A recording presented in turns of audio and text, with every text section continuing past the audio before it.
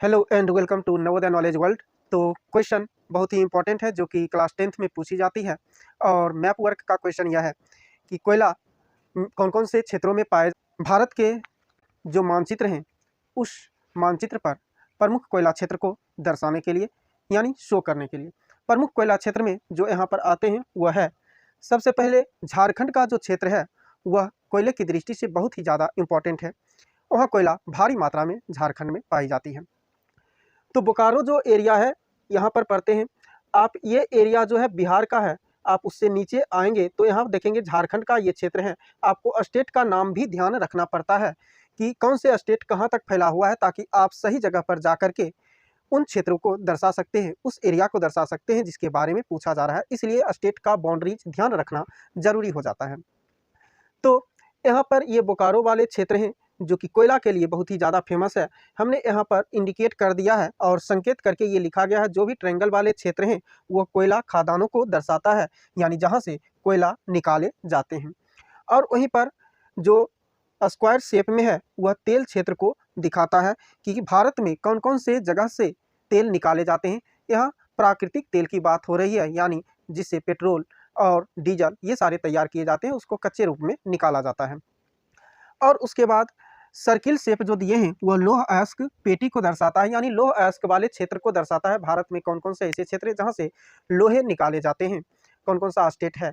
तो इन चीज़ को ध्यान रखना जरूरी है।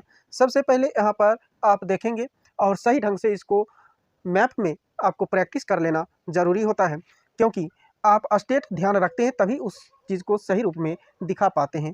तो यहाँ पर है बोकारो जो एरिया है ये झारखंड में आ जाता है और कोयला के लिए फेमस है। यहाँ से कोयला निकाले जाते हैं। आप बिहार से थोड़ा सा नीचे आकर के बिहार के साउथ में झारखंड आता है और यहाँ पर जब आप इस चीज़ को दर्शाते हैं तो ये बोकारो जो एरिया हो जाएंगे वह कोयला के लिए हो जाएंगे। वहीं पर फिर और भी है कई।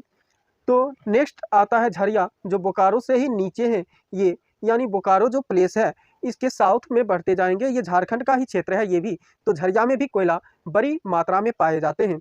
आपको झारखंड में झरिया जो प्लेस है ये दिखाना है यहाँ पर, तब जा कर के ये सही हो जाएंगे। उसके बाद रानीगंज का जो क्षेत्र है ये रानीगंज आ जाता है वेस्ट बंगाल में, और यहाँ पर रानीगंज का जो एरिया है ये भी कोयला के लिए फेमस है। ये संकेत बता रहा है कि ट्रायंगल वाले जो भी शेप हैं त्रिभुज के आकार का, वह कोयला क्षेत्र को दर्शाता है। इसके बाद मयूरभंज जो है, यहाँ पर भी कोयला बड़ी मात्रा में पाई जाती है। रानीगंज ध्यान रखना है, ये आपको वेस्ट बंगाल वाले क्षेत्र में दिखाना है, क्योंकि रानीगंज वेस्ट बंगाल वाले क्षेत्रों में आते हैं। उसके बाद तलचर जो हो गया है, ये तलचर उड़ीसा का क्षेत्र है। तलचर जो जगह आती है उड़ीसा वाले स्टेट में आते हैं और यहाँ पर कोयला निकाली जाती है बड़ी मात्रा में। तो ये हो गए हैं कोयला खदानें जो भी ट्रायंगल शेप में है। सबसे ज़्यादा अगर पूरे देश में कहीं से कोयला निकाली जाती है तो सबसे ज़्यादा भारी मात्रा में झारखंड से ही कोयला निकाला जाता है, जो कि लगभग पूरे देश में आपूर्ति हो जाती है।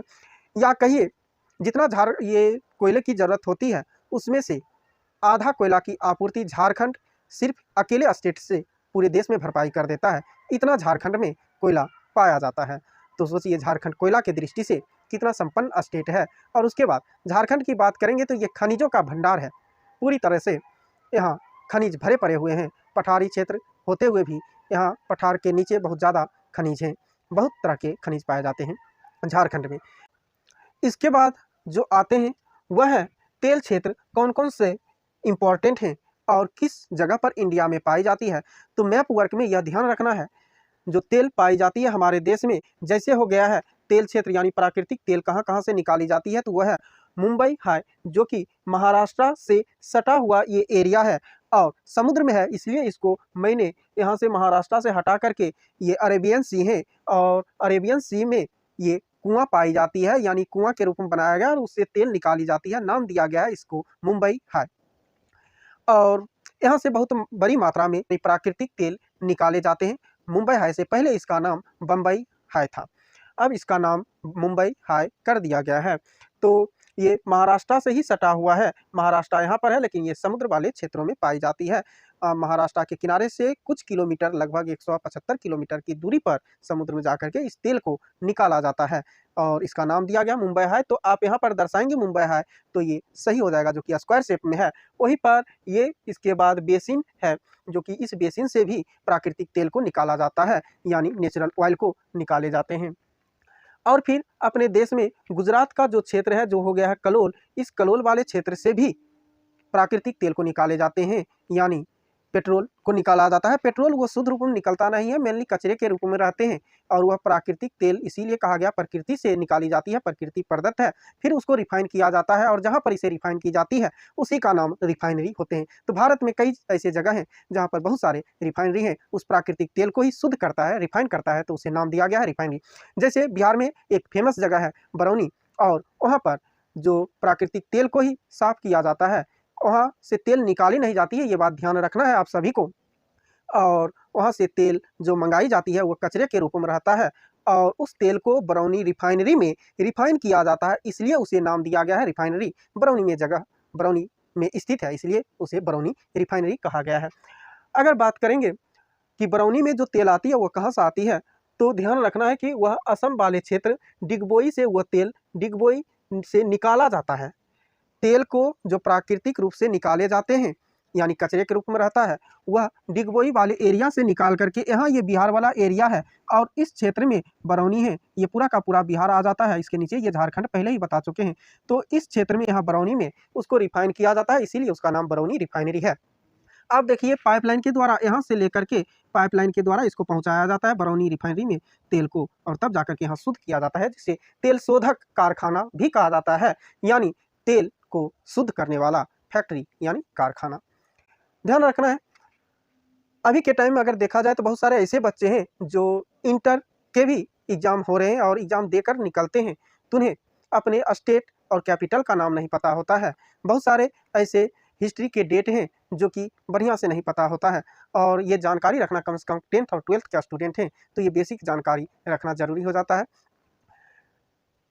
नेक्स्ट, ताकि स्टूडेंट सही से पढ़े और इस जो डिजिटल इंडिया है, डिजिटल इंडिया में भी अपनी पढ़ाई को सुचारू रूप से जारी रख सके और अच्छे ज्ञान प्राप्त कर सके। लेकिन ये बहुत सारी कमी देखने को मिलती है आज के बच्चे में, जिसे भारत छोड़ो आंदोलन नहीं पता है, जिसे चौरी चौरा कांड नहीं पता है कब हुई है, जिसे सविनय अवज्ञा आंदोलन नहीं पता है कब हुआ है। तो जब बेसिक चीज़ें इस तरह की नहीं पता होगी तो फिर वो एग्ज़ाम में क्या लिखता होगा, यह सोच करके देखे। तो ज़रूरी है गार्जियंस को भी कि बच्चे पर ध्यान दें और बच्चे को भी अपनी टारगेट लेकर के पढ़ना चाहिए और पूरी तरह से अपने सब्जेक्ट में कम से कम इन सारी चीज़ की जानकारी रखनी चाहिए और पढ़ाई को समझने के व्यू से पढ़ना चाहिए, ताकि उसे इंटरेस्टिंग लगे, ना कि बोरिंग लगे। तो ध्यान देना है, इस तरह से ये पाइपलाइन के द्वारा डिगबोई से मंगाई जाती है और यहीं पर डॉक्टर राजेंद्र प्रसाद के द्वारा रिफाइनरी लगाई गई थी, जिस वजह से आज इस बरौनी को पूरे देश भर में लोग नाम जानते हैं। अगर नाम जानने का कोई एक कारण है तो सिर्फ बरौनी रिफाइनरी है, क्योंकि फैक्ट्री जितनी भी होती है वह देश में प्रसिद्ध होता है। तो इसलिए आज बरौनी रिफाइनरी देश में कई जगह नाम से जाना जाता है। तो ये हो गया, यहाँ डिगबोई आपको दर्शाना है, क्योंकि इस क्षेत्र में तेल निकाले जाते हैं, ये ध्यान रखना है। असम के इस क्षेत्र में, जो कि पहाड़ी क्षेत्र है, यहाँ पर तेल निकाला जाता है और ये प्राकृतिक तेल निकाले जाते हैं, नेचुरल ऑयल निकाला जाता है। और असम के ही नीचे में इसी क्षेत्र में यहाँ पर है नहर कटिया, जो कि ये क्षेत्र आपको दिखाना है, यानी नहर कटिया जो हो जाता है यहाँ पर हो जाता है, यहाँ से भी तेल निकाले जाते हैं, यानी प्राकृतिक नेचुरल ऑयल निकाला जाता है।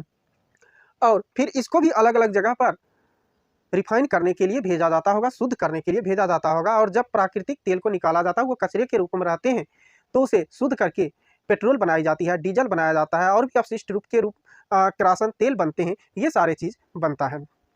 और भी नेचुरल ऑयल से कई तरह की चीज़ें बनाई जाती है, लेकिन सबसे महंगी चीज़ों में नेचुरल ऑयल में अगर कोई भी चीज़ निकाला जाता है शुद्ध करके, तो वो पेट्रोल है और डीजल है, जो कि इसी प्राकृतिक तेल से ही निकाली जाती है। तो 4 फेमस जगह है, जैसे हो गए हैं यहाँ पर, तो इंडिया में ये हो गए हैं, और इंडिया से सटा हुआ मुंबई है और बसीन है, यानी बेसिन भी कहा जाता है। फिर है अंकलेश्वर, जो कि गुजरात में दर्शाना है अंकलेश्वर को, और ये कलोल है, ये गुजरात में ही पाया जाता है। और इसके बाद यहाँ से स्टार्ट होते हैं महाराष्ट्र, गुजरात के साउथ में है, महाराष्ट्र का क्षेत्र स्टार्ट होता है, फिर कर्नाटक, केरल, ये सारे स्टेट आते हैं। ये जितने भी आप स्क्वायर शेप में देख रहे हैं, ये हो गया है तेल क्षेत्र के लिए इंपॉर्टेंट जगह है, जो कि पूछा जाता है, मैप पर शो करने के लिए दिया जाता है। तो आपको ये जगह दिखाना है कि यहाँ पर अंकलेश्वर है और इसके ऊपर कलोल है, जो कि दोनों गुजरात में ही पड़ते हैं। इस बात का ध्यान रखना है पूरी तरह से। मुंबई हाई जब आपको दिखाना होगा तो मुंबई हाई को आप महाराष्ट्र के बगल समुद्र वाले क्षेत्र में इसे दिखाना है। उसके बाद आ जाती है, कोयला हो गया है, तेल क्षेत्र हो गए हैं, और आते हैं इसके बाद जो है वह लौह अयस्क पेटी, यानी लोहे कहाँ कहाँ से निकाली जाती है, किन किन क्षेत्रों से लोहा निकाली जाती है। तो यहाँ पर कुछ जगहों के नाम दिए गए हैं। जैसे हो गया ये सर्किल वाला जो भी क्षेत्र है वह लौह अयस्क को दर्शाता है, यानी एक इसे सर्किल के रूप में हमने दर्शाया है। आप देखेंगे दुर्ग जो कि छत्तीसगढ़ में है, ये दुर्ग याद रखना, ये छत्तीसगढ़ का एरिया है। इस छत्तीसगढ़ वाले क्षेत्र में यहाँ से निकाले जाते हैं, दुर्ग वाले क्षेत्रों से लोहा निकाला जाता है। यह लौह अयस्क का क्षेत्र है, लोहे के खादान है, धरती के नीचे से खुदाई करके निकाली जाती है। जितने भी खनिज हैं वो अधिकतर धरती के नीचे से ही निकाली जाती है। और बेलाडीला जो है ये भी है, जो कि छत्तीसगढ़ में ही है, और बेलाडीला यहीं से निकाले जाते हैं, वह लोहा ही निकाला जाता है, सर्किल के रूप में दिखाया गया है। फिर है बेलारी, बेलारी जो क्षेत्र आ जाते हैं यह आंध्र प्रदेश वाले एरिया में आ जाता है। किस में आ जाता है? आंध्र प्रदेश वाले एरिया में बेलारी आ जाते हैं, जो कि आपको बेलारी शो करना है तो आंध्र प्रदेश वाले स्टेट में जा कर के शो करेंगे तो सही हो जाएंगे। ऐसा नहीं कोई भी स्टेट में किसी भी जगह को शो कर देने से, दिखा देने से किसी भी प्लेस को, तो वो गलत हो जाएगा, आपको स्टेट भी ध्यान रखना है। फिर नेवेली, जो कि ये भी आपको ये कोयला क्षेत्र ही है, नवेली में कोयला ही निकाले जाते हैं। यहाँ पर सर्किल में जो दिखाया गया है ये लास्ट में, ये सर्किल में यहाँ पर लौह अयस्क पेटी है, यानी लोहे के खादान हैं और लोहे निकाली जाती है यहाँ से खुदाई करके। और ये क्षेत्र जो है कर्नाटक का है, नाम भी इसी तरह से है कुद्रेमुख, जो कि वहाँ के नाम थोड़ा सा बोलने में या उच्चारण करने में उटपटांग सा भी होता है। तो ये कुद्रेमुख जो आपको मिलेंगे कर्नाटक में मिलेंगे, तो ध्यान रखना है। कर्नाटक का नाम और केरल तरफ के नाम कुछ इस तरह का होता है, जो कि बोलने में थोड़ा सा अजीब सा लगता है, या बार बार उच्चारित करते हुए फिर वह सही हो जाता है। आपको नाम मिलेंगे उसका, इसका अलग अलग तरह, या कर्नाटक में रहने पर आप देखेंगे अपने आप कि किस किस तरह के जगह के नाम हैं कि थोड़ा सा बोलने में अटपटा लगता है। खास करके नॉर्थ साइड के लोग जो रहते हैं वो साउथ तरफ के नाम बोलने में थोड़ा सा दिक्कतें होती है, लेकिन बार बार प्रैक्टिस करते ही वो उस अजीब नाम को भी बढ़िया से बोल लेते हैं, इसमें कोई दिक्कत वाली बातें नहीं हैं। तो ध्यान देना है, ये मैप वर्क इस तरीके से प्रैक्टिस करके, ये इंडिया का मैप, और इस पर बार बार प्रैक्टिस करके आप अच्छे मार्क्स स्कोर कर सकते हैं। तो इसी तरह चैनल पर बने रहें और मैप वर्क ज़्यादा प्रैक्टिस करके आप अच्छे मार्क्स स्कोर करें। तो फिर मिलते हैं नेक्स्ट वीडियो में, और इस ढंग से वीडियो को लाइक करें, कमेंट करें और शेयर करें। आप पढ़ें, दूसरों को भी पढ़ाएँ। इस ढंग से देश शिक्षित हो पाएगा, तब फिर यह देश विश्वगुरु बन पाएगा। नहीं तो विश्वगुरु बनने के लिए अभी देश बहुत ज़्यादा दूर है, और यह नहीं तो सिर्फ सपना ही रह जाएगा कि देश विश्वगुरु बने या विश्वगुरु कहलाएं। तो ज़रूरी है कि देशों को शिक्षित किया जाए। देश को शिक्षित करने का अर्थ है देश के लोगों को शिक्षित किया जाए, ताकि वह अपनी पहचान विश्वगुरु के रूप में बना सके। फिर मिलते हैं नेक्स्ट वीडियो में, तब तक के लिए आप सभी स्वस्थ रहें और पढ़ाई में भी व्यस्त रहें। तब तक के लिए बाय।